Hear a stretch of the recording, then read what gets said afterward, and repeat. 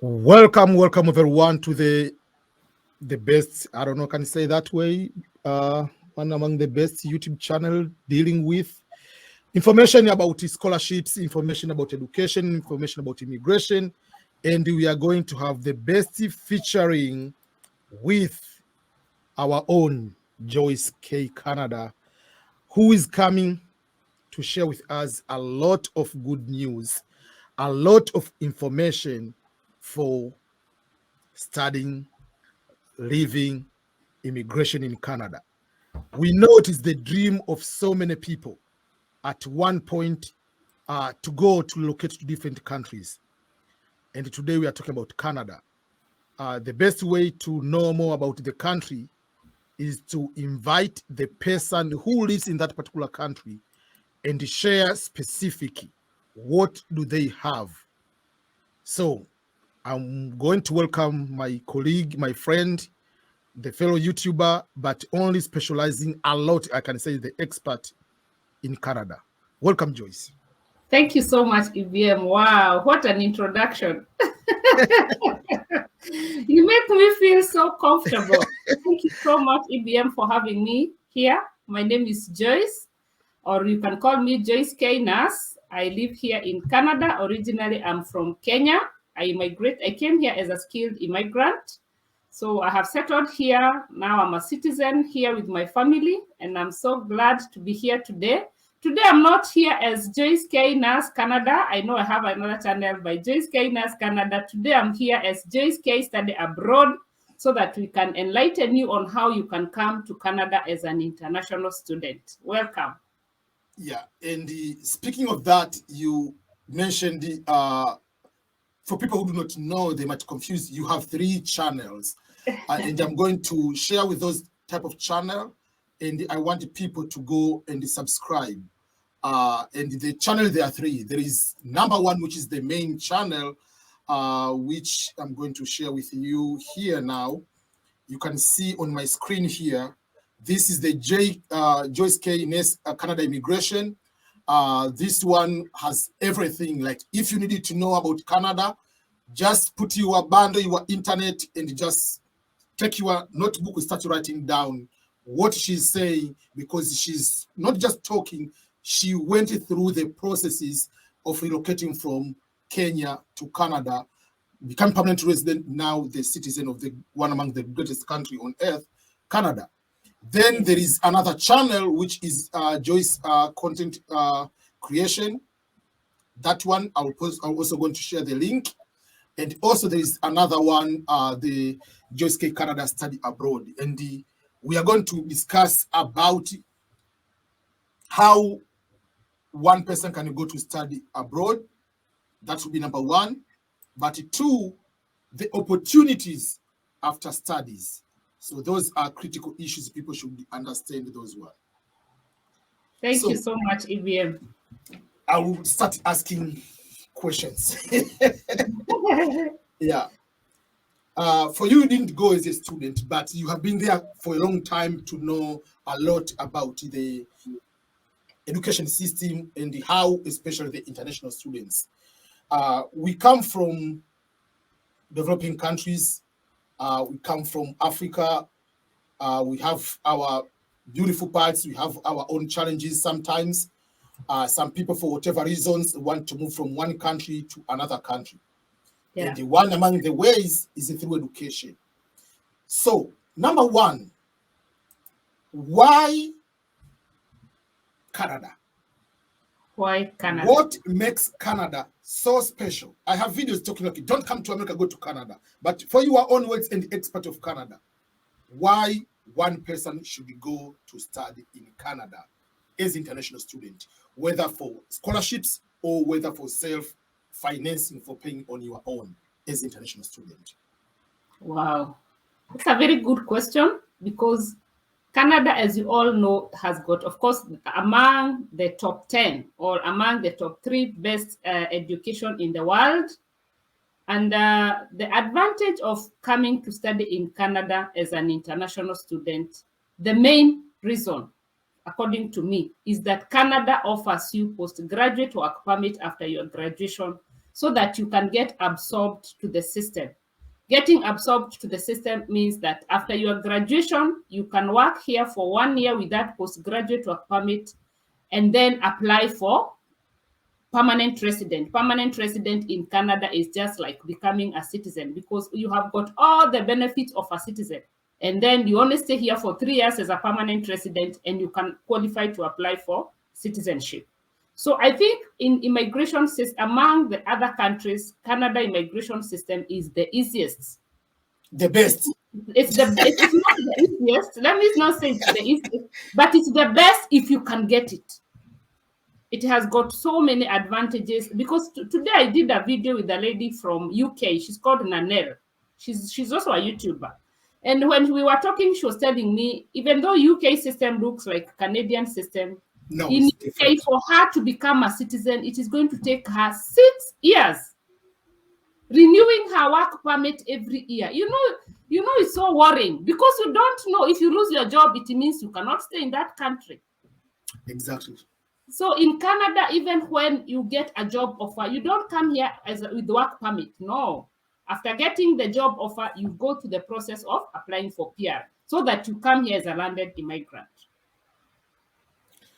And I want to add something which you mentioned, which is a very unique. I can compare in the US, you get what we call OPT, optional practical training, after your studies is 1 year, and if you are science, STEM, a year and a half. But that doesn't give you opportunity to apply because we don't have an express entry system like that. So you don't automatically go and get it to get the apply and get permanent residence. Yeah. But also the time here, you get 1 year. Canada, you get basing on the length of the education. Length of study, yes. Yes. So which is giving, if you were going there for bachelor degree, you are studying 4 years, is 4 years work permit. Exactly. So that is the best system, in my opinion, in the world. So remember, that's what I usually tell people. Don't come to America, go to Canada. If you want to relocate and stay in a certain country, Canada can give you so many options for you to change in that particular way. Exactly. True. And we go still in Canada. How do a person from a normal background in Africa or in India or in China or in Latin America decide, okay, I want to go to study in Canada, but as international student or prospective student, how do I start to look for universities? Should I go for private universities? Should you go for public universities? Should I go for school? How do you go that application process? That's a very good question. First of all, Canada has got 12 provinces. We don't have states like the US. Here we have provinces, 12 provinces, and each province has got its own way of applying to come and study. For example, I'm going to talk about Ontario today because I live here in Ontario. And in Ontario, they have got 2 programs or 2 systems that you can apply to come and study. You can apply through OCAS, is the one for colleges. It's Ontario colleges, and there's another one for Ontario universities. And also you can apply directly to the college. But according to me, I have been advising my people that apply through the system, a collective system, because if you apply through Ontario colleges system for the entire Ontario, it gives you an option of applying to 5 programs, a maximum of 3 programs in one college. So let's say, for example, you apply 3 programs in Cambrian College. By the way, Cambrian College is just 10 minutes from where I live.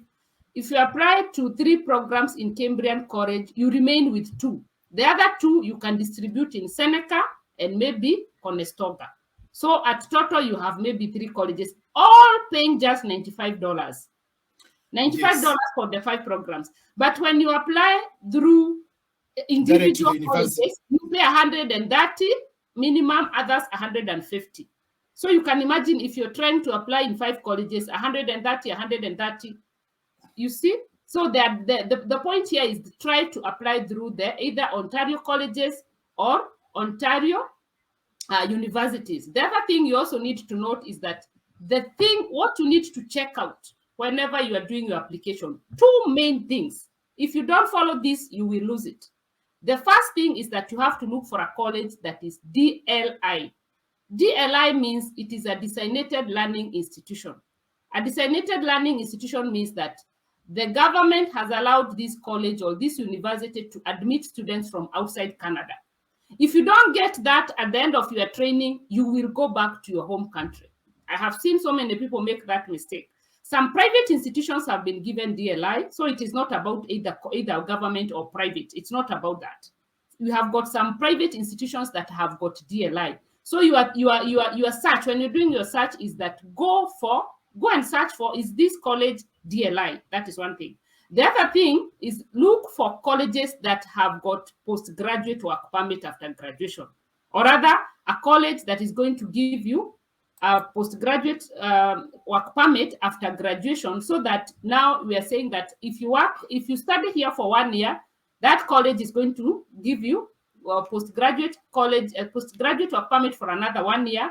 If you study here for 2 years, it's going to give you a postgraduate work permit for 2 years. If you study here for 4 years, it's going to give you a postgraduate work permit for 4 years. Okay? And postgraduate work permit is a lifetime. It is only given once in lifetime. So if you decide to study 2 times, you'll never get it again. And that is why they are saying that after your initial studying, you have got an opportunity of becoming a permanent resident. So that after you graduate, you apply for permanent resident. The other thing is that even the program itself, leave alone the college, if you decide to come and study marketing, that marketing has to give you postgraduate work permit. If you don't search for that, you will be lost. Make sure that that program, which is marketing or whatever program you're coming to study, has got postgraduate work permit after graduation. Those are the key points. I wanted to add something on that. Yeah. Which we talk with, many times together. Mm-hmm.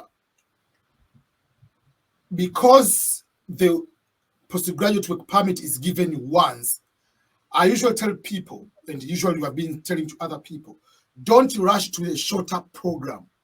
Exactly. Because if you go to a shorter program, 1 year, and then instead of 2 years, you have the option, because if you are going for masters, find 2 years masters than 1 year. Or if you take 1 year program, don't go rush direct to take the postgraduate permit, go for further education for expanded program. Maybe you take a short course, then take a full master's or a full PhD. That means in order to get a full longer work permit, so that you don't need to stress out while you have a work experience to get express entry in general. Exactly. What happens, yes, it's true, IBM, what you're saying. What happens is that if you decide to choose a 1 year program, then they are going to give you a 1 year postgraduate work permit. So once you get let's say now, for example, you do marketing from December, maybe from January intake to the other January, you finish your course. Then you apply for postgraduate work permit. This postgraduate work permit is going to be for 1 year.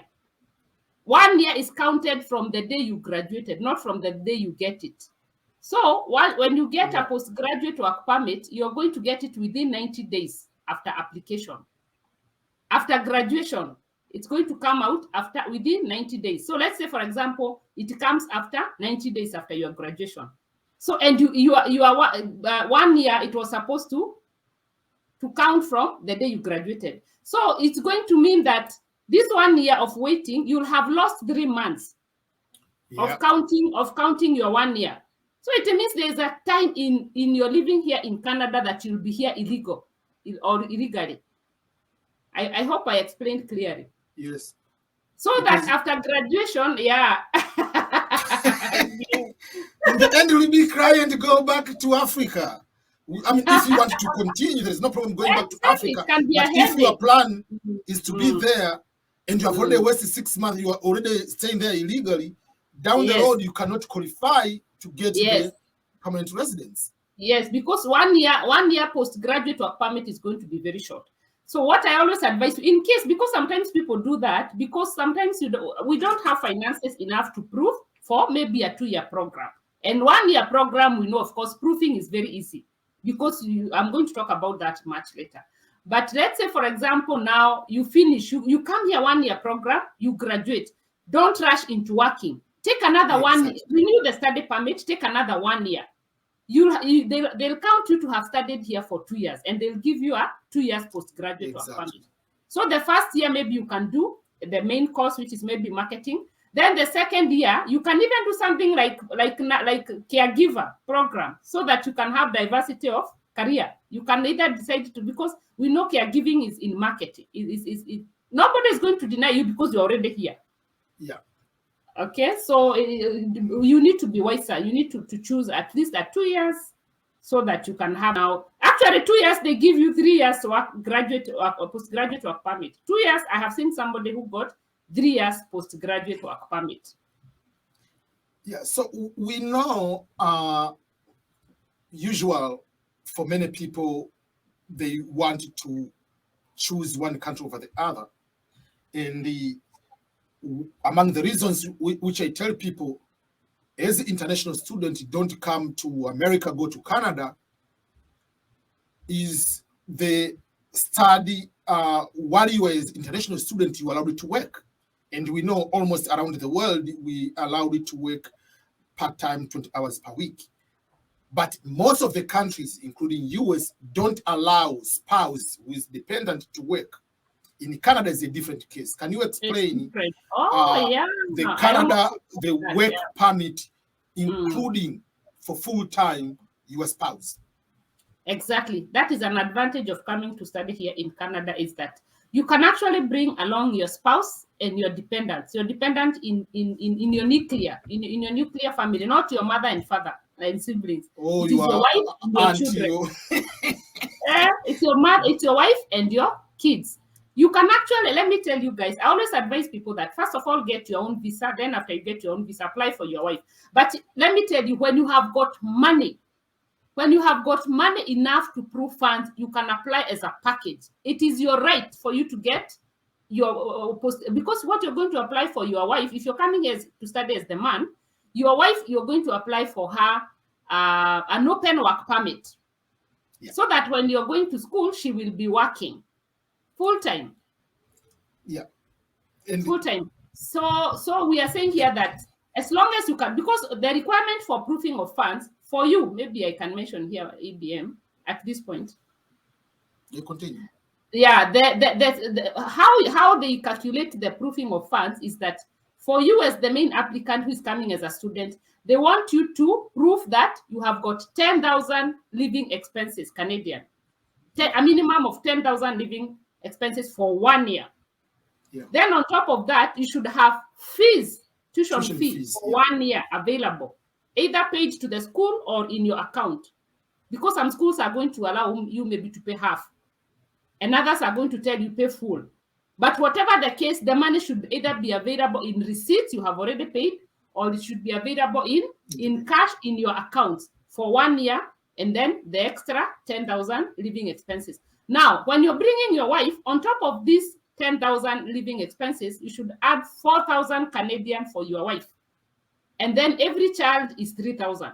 So in case you have got yourself is 10,000, then plus your wife, that's 14,000. 2 children, that is 6,000. So if you can prove that you have got 20,000 living expenses for 1 year and tuition fee for 1 year, you can bring your wife and 2 children. And I can give another technique in addition to that. You can decide also, like, if you have a good family, people to help you, if you have 1 child or 2 children, to stay there for a little bit, to start coming here first, both of you, because maybe the income, whatever. Yeah, you can come here. Behind.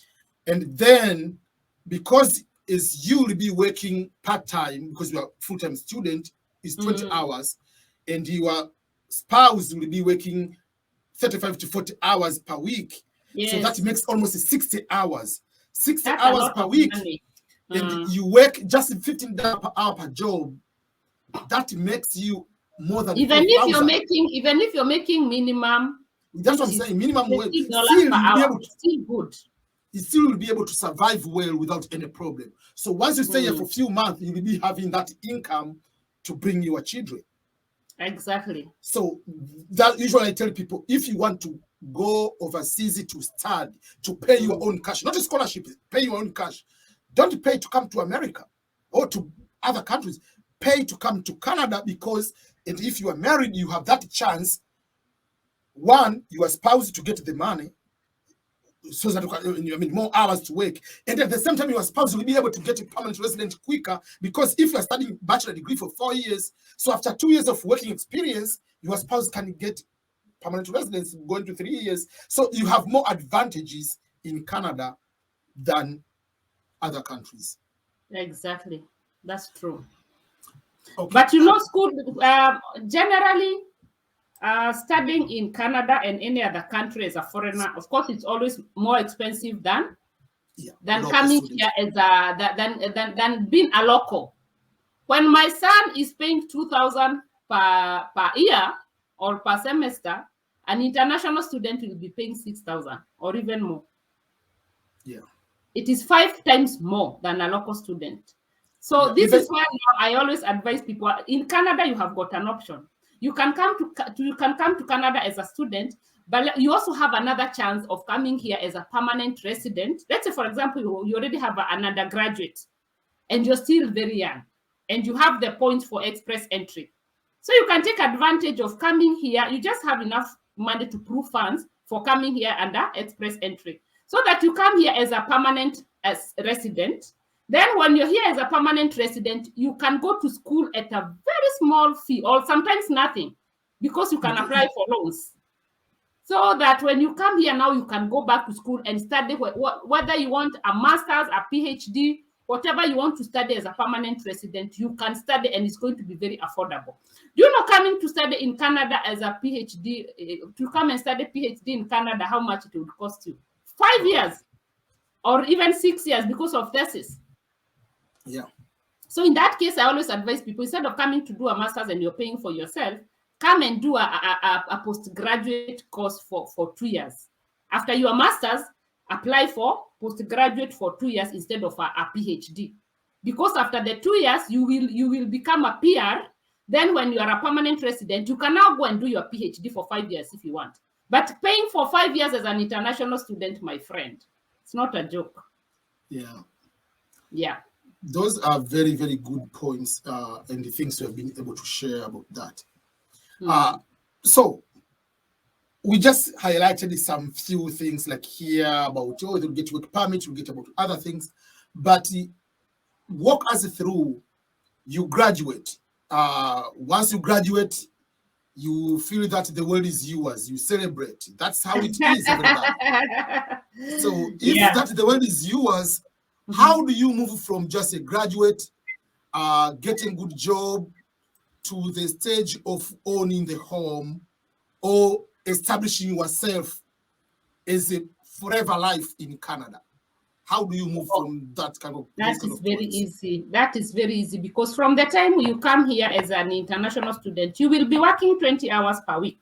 So you'll have gotten used to the system of working in Canada. Even by the time you graduate, if you come here and you're working 20 hours per week, maybe the organization where you're working, by the time you graduate, they have already liked you. And you know they want you because they know you at least. Instead of hiring somebody new, they know you by the time you graduate. So you're just going to have another interview where you'll now bargain for your income, for your salary, and then they absorb you.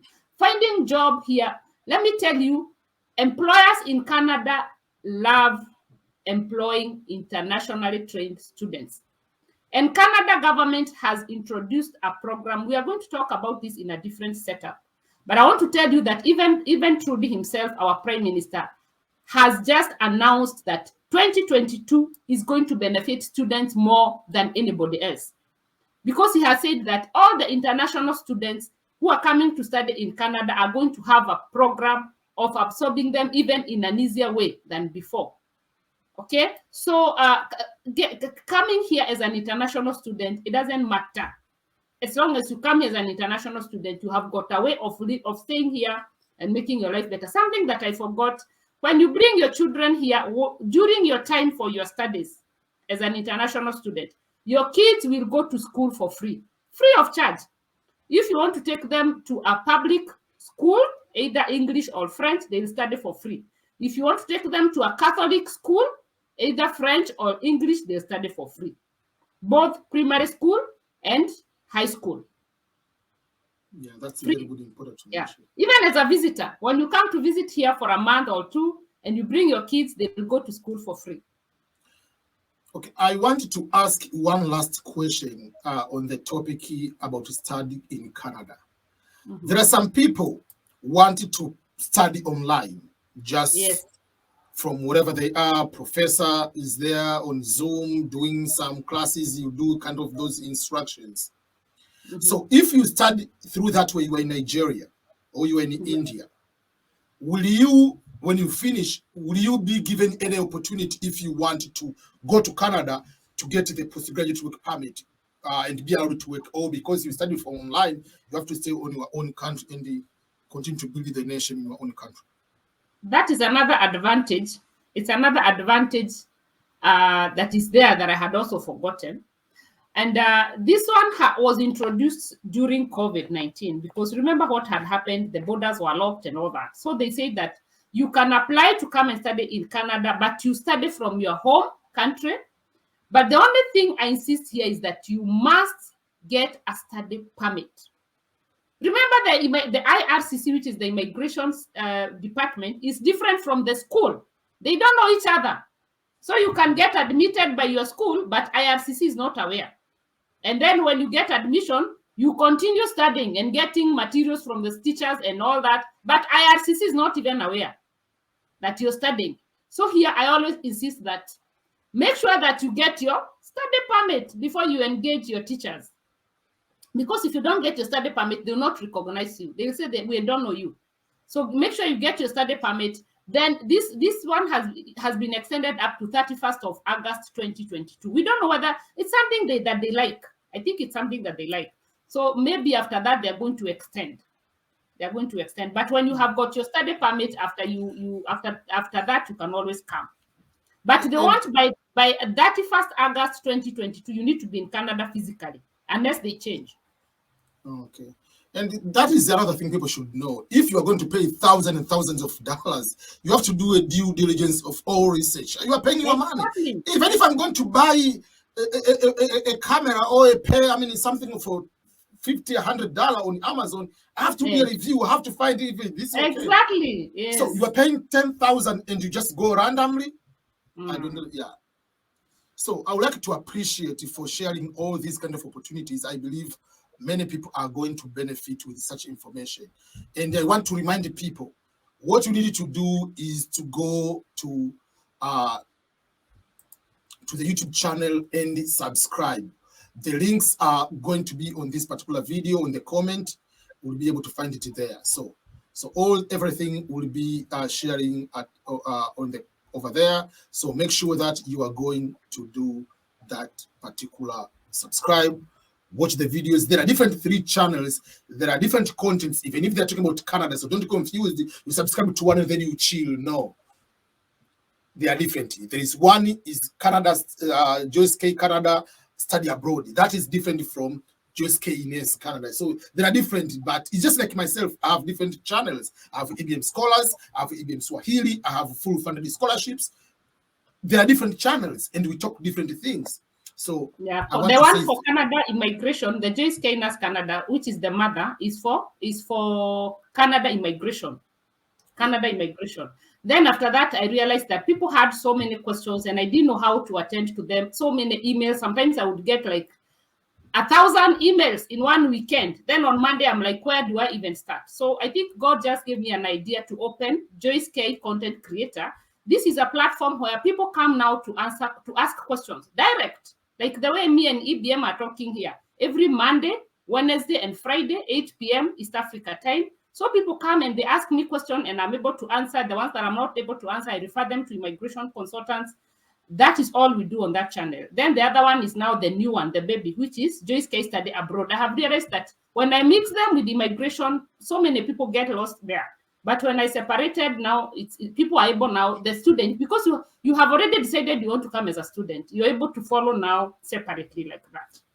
That is the similar thinking I had when I started the different channel, because the bigger channel, the how big it is, someone wants to go as a visitor, someone wants to go for work, someone is looking about green scholarship. card. Somebody wants scholarship.